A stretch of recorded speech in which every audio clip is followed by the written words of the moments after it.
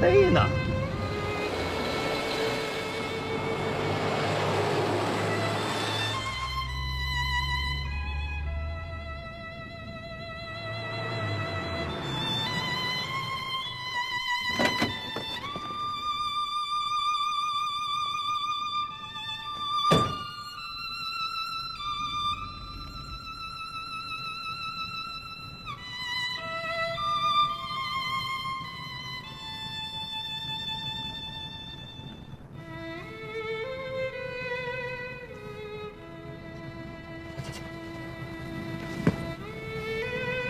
强，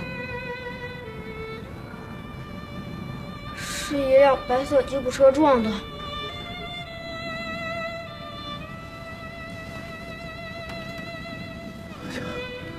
站着点儿。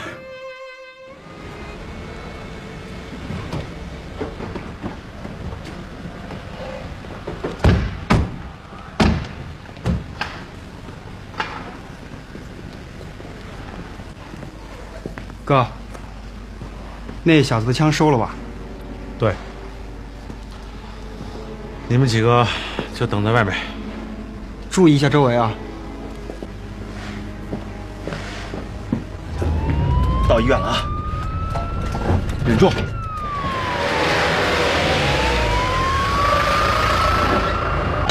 快点，大夫，快，准备抢救！走。张鑫，好，急诊室在哪儿？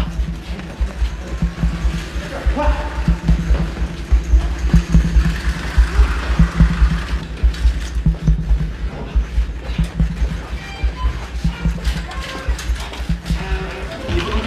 你不能进去！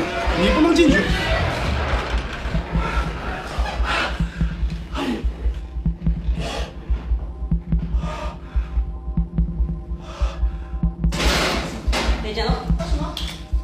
多巴胺抑制针位。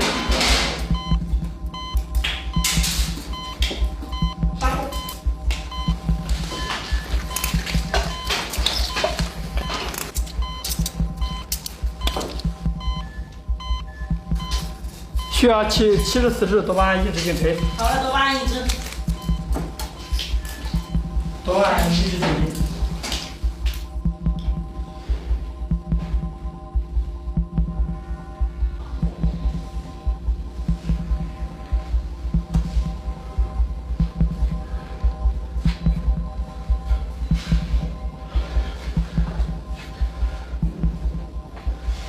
王明深深地感到自责，不光是因为由于他的疏忽而导致朋友的生命垂危，更重要的是失去阿强将使聂明宇走私案陷于停顿，使大家几个月来的辛勤努力付之东流。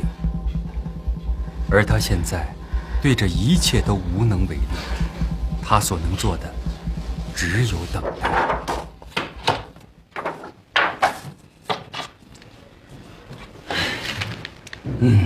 怎么样，小陆？哭丧着个脸，真的没有别的办法了？办法呀，可能有，选，挺难的。哎，我管你叫哥了，咱们再试试行吗？啊？我看你们刘队都不急，你急什么？再说了，你是管这案子的吗？哎，我说小陆，你什么觉悟啊？这案子放在这儿，还分你我的？还不都得办吗？是不是？再说了，这个湖畔女尸案，再这么拖下去，到时候成了无头女尸案了。我呀，挺想管这事儿的，但技术上太复杂了。哎，你不是给我吹过，说什么颅骨对比技术已经很成熟了吗？就是啊。我说老弟，你搞错了吧？那是在美国。利用数字技术模拟复原死者生前的形象，在国外都还不成熟。你看，就我这点设备，能干什么？大才子，麻烦你一定想想办法，啊！哎呀，看来我们的大才子，这次是真的江郎才尽了。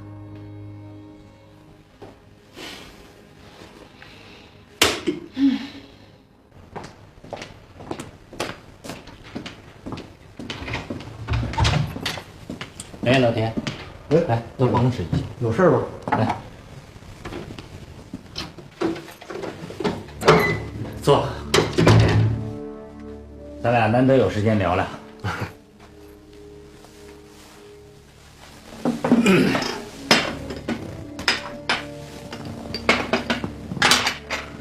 贺科长，啊，你刚来，有些事情呢，我本不该多嘴呀。你指什么？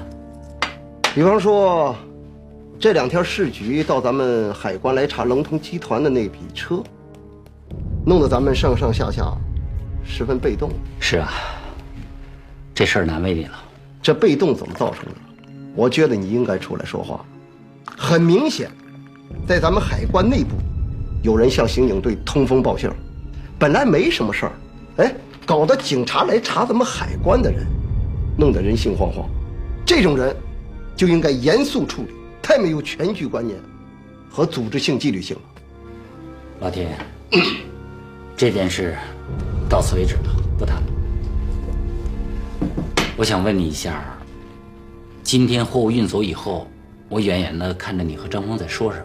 哎，贺科长，我正要提醒你一句，维护海关的利益是你最重要的职责。今天张总就是问了我这问题，我不好回答呀。他问你什么？他问我，你开箱的那天有什么人在场？你怎么回答的？我能怎么回答？我当然要保护咱们自己的同志了。但是，我看出来了，张总很不高兴。这事儿我们不管他张峰高兴或者是不高兴，这是我们内部的事情，当然我们要自己解决了。我是在想，这件事怎么就传到刑警队？是谁把这消息递过去的？是有这么一个人，你认识？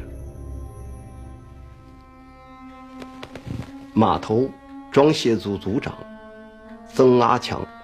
曾阿强？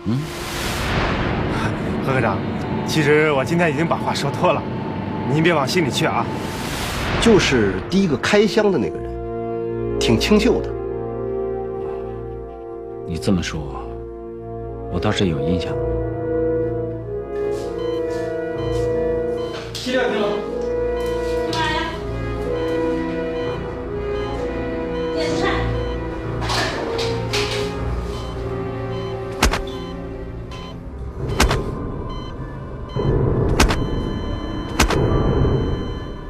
老田，咱们今天谈话的内容就限于这个屋子了，哪儿说哪儿了。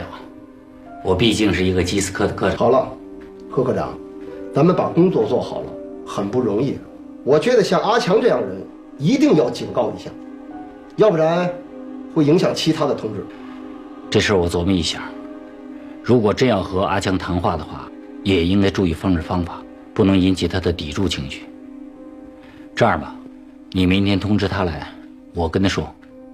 贺科长，说出来你别害怕。据我所知，今天早晨阿强在海边遛弯的时候，被车给撞了。田锡贵，你，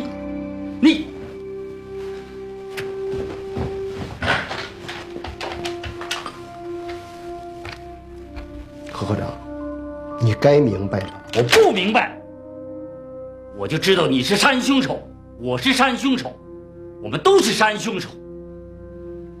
我真没有想到，我贺清明。贺科长，你太激动了，冷静，冷静。